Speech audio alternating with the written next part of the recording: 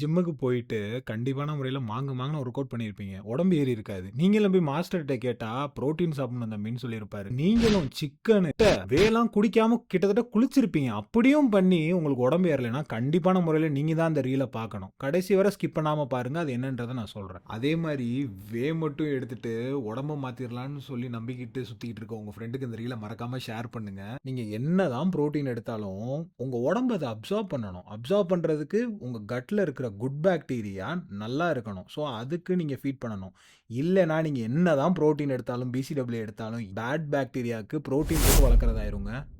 So அது என்ன விஷயம் தானே கேட்குறீங்க. வேற ஒன்றுமே இல்லை, ஃபைபர் தான். ஃபைபரை நீங்கள் எவ்வளோ நல்லா ஆட் பண்ணுறீங்களோ உங்களோட கெயின்ஸும் ரொம்ப ஈஸியாக இருக்கும். நான் சப்ஜி, ஜீரா ரைஸ், அதே மாதிரி ஃப்ளாக் சீட்ஸ், கிரீன் வெஜிடபிள்ஸ்னு சொல்லி ஃபைபர் ரிச் ஃபுட்ஸ் எல்லாம் சேர்த்துக்கிட்டதுக்கு அப்புறம் தான் என்னோட ப்ரோட்டீன் அப்சார்ப்ஷன் நல்லாவும் இருந்தது. மாதிரி 3000 ரூபாய்க்கு நம்ம வந்து வே ப்ரோட்டீன் வாங்குறோம். ஆனால் ஒரு 200 ரூபாய்க்கு செலவு பண்ணி ஃபைபர் ரிச் ஃபுட்ஸையும் சேர்த்துக்கிட்டீங்கன்னா உங்கள் கெயின்ஸ் கண்டிப்பான முறையில் டபுள் ஆகும். நான் ஃபாலோ பண்ண 3 டே கட் ரீசெட் ப்ரோட்டோகால் என்னென்ன மாதிரி ப்ரீபயோட்டிக் ப்ரோபயோட்டிக் ஃபுட்ஸ் நான் எடுத்தேன், எப்போ என்னென்ன மாதிரி ஃபைபர் ஃபுட்ஸை எடுக்கலாம், இதெல்லாம் ரொம்ப காஸ்ட் எஃபெக்டிவ்ன்ற மாதிரி எல்லா டீட்டெயில்ஸும் ஒரு பிடிஎஃபாக நான் வந்து ஷேர் பண்ணியிருக்கேன். ஃபைபர்னு சொல்லி கமெண்ட் பண்ணுங்கள், உங்கள் டிஎன்கே ஸ்ட்ரைட்டாக அனுப்பிச்சிடுறேன்.